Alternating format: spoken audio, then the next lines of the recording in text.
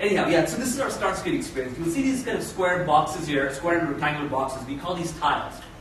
And the idea here is that, again, we don't want to create a page with slews and slews of apps. Again, you want to customize these if they're tiles that give you quick launch points to your apps, so be it, but we'll let you customize that.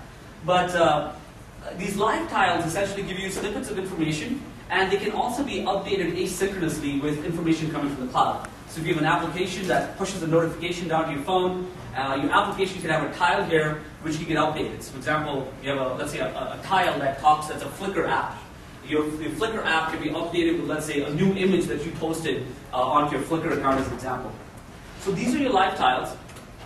And if I just kind of flick on the top here, you'll notice that it gives you some quick information about my battery life, that I'm connected to Wi-Fi, I've set the phone to vibrate, and that it gives you some information about the network that I'm on. So let me dive in, and I'll quickly give you the first of our several experiences, which is called our people experience. So I'll click on that tile, and it takes me to our people experience.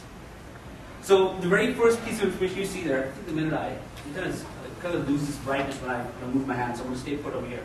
But the very first thing that you see when I dive in here is this is actually my profile. That's my Facebook profile picture. It's actually my fiance for the most part. But that's my profile picture with kind of my Twitter update and my contacts to follow. But you'll also see some things peeking over from the right. Again, this is the intuitive bit that I was talking about when we built out the experience. So again, I can pan through this to look for my list of contacts, or I can pan to the right, and it's a little hard to see, but right at the top there's actually kind of an orange progress bar that's actually giving me a live feed from Facebook. So what I've done is when I'm logged into my phone, I actually logged in using my Windows Live credentials, my Exchange server credentials, and my Facebook credentials. And it's kind of munged the three into one. And what you see here is actually what's coming from Facebook. And this is as of, it's actually very current. And again, you can see something kind of peeking again from the right. So I pan again to the right, and these are existing or recent contacts who have actually contacted from my phone. So these are all people that I may have recently gotten in touch with. So you're probably wondering, okay, this looks good. Now let's say I want to actually call someone. How do I do that?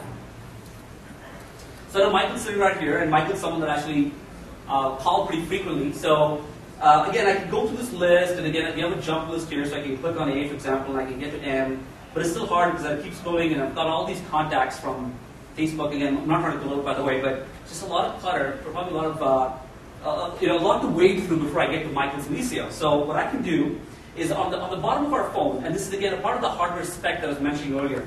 It's a little hard to see because the light's reflecting off it. But there's three buttons to the bottom. They're actually hard physical buttons: a back button, a Windows button, and a search button. So clicking on the search button, I can now come in here and simply type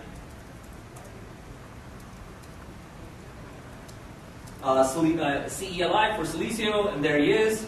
And unfortunately, your number is not very visible, so I got that, or I can start getting so many calls, right? But that's Michael over there, and I can pan to his right, and now it starts talking to Facebook, and apparently there's no news to share right now. And that's I'm missing my hunch is that we probably lost our Wi-Fi connectivity, so I'll set it up again later when I go back to IE and I'll show you what that looks like. But essentially, that's his profile. Again, I can get new information if I get it. Again, you'll notice off the top there, I also seem to have lost my 3G connection for some reason. Or no, it is there. Okay. So that's Michael's information in a nutshell. Again, so let's assume that Michael's a good friend. Let's assume for a second. And let's say that Michael's someone I want to get a hold of and I want to keep in touch with. What I can do is I can make a tile out of him, and I can pin his tile to my start screen.